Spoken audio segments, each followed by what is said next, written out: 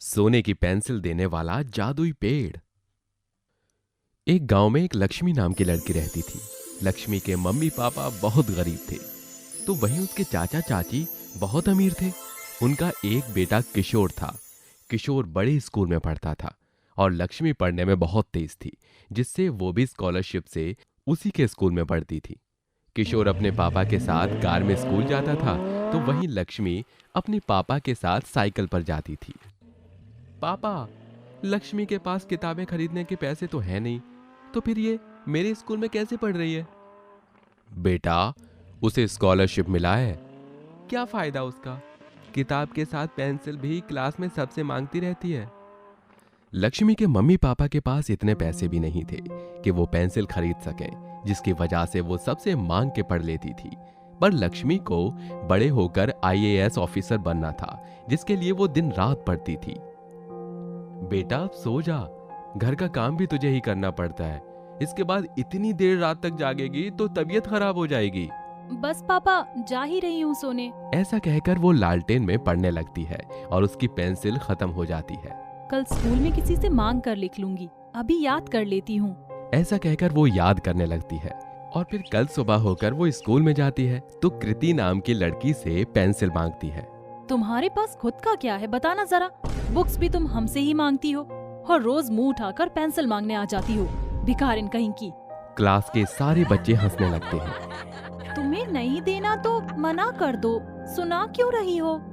अच्छा, तुम्हारी जुबान भी चलती है। तो मैं पेंसिल नहीं दे रही, तुम अपनी जुबान से ही लिख लो, पेंसिल से ज्यादा तेज चलेगी। इतने में उधर से किशोर भी आ जाता है। अरे, इसकी कॉपी को तो देखो, कोई क्या हालत बना रखी है। न पेंसिल है, न कॉपी और न किताब, तो ये फर्स्ट कैसे आ जाती है? पक्का चीटिंग करती है। तुम कैसे भाई हो, मेरी मदद करने की बजाय मुझ पर हंस रहे हो? शक्ल देखी है तुमने अपनी? मैं और तुम्हारा भाई भिखारन, सपने में भी मत सोचना। तुम लोग हमेशा मेरे साथ ऐसा क्यों करते हो? क्योंकि तुम अपने हैसियत से बड़े स्कूल में आई हो। जब तुम्हारे पास कुछ है ही नहीं, तो यहाँ वो भी मेरी क्लास में तुम्हें आना था।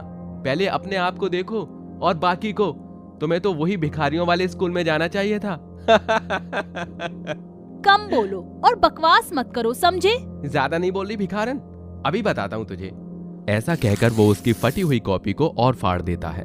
उसकी वजह से वो होमवर्क नहीं दिखा पाती और उसे मैम से भी बहुत डांट पड़ जाती है और ऐसे ही उसका पूरा दिन बेकार हो जाता है। स्कूल से आने के वक्त वो जिस रास्ते से आती थी, वहां एक पेड़ था। वो रोज बैठकर अपने पूरे दिन की कहानी बताती थी।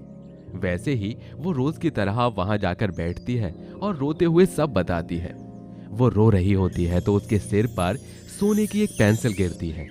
वो ऊपर की तरफ देखती है तो पेड़ में से आवाज आती है, बेटी रो मत, मैंने तेरी सारी बात सुन ली, मैं तेरी मदद करूंगा। कौन है यहाँ? मैं वही पेड़ हूँ जिसके पास तुम रोज आकर बैठती हो और अपनी बातें बताती हो। मैं क्या करूँ? मैंने अच्छे स्कूल में नाम तो लिखवा लिया, पर मेरे माँ बाबा के पास इतना पैसा नहीं कि वो मुझे पेंसिल और किताबें दिला सकें। मैं सोने की पेंसिल देने वाला जादुई पेड़ हूँ।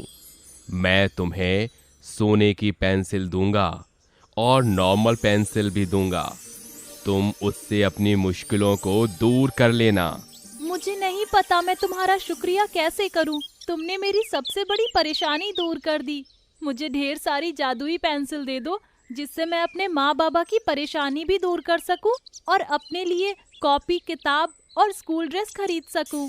इतना सुनते ही पेंसिल देने वाला जादुई पेड़ ढेर सारी सोने की और नॉर्मल पेंसिल गिरा देता है, जिसे वो उठाकर अपने बैग में रख लेती है और घर पर आकर अपनी माँ बाबा को पूरी कहानी बताती है और सोने की पेंसिल देते हुए बोलती है, मम्मी पापा, अब हमारी सारी परेशानी दूर हो जाएगी और अब मैं और अच्छे से पढ़ाई कर पाऊंगी और बड़ी होकर आईएएस बन पाऊंगी। हाँ बेटी, बिल्कुल।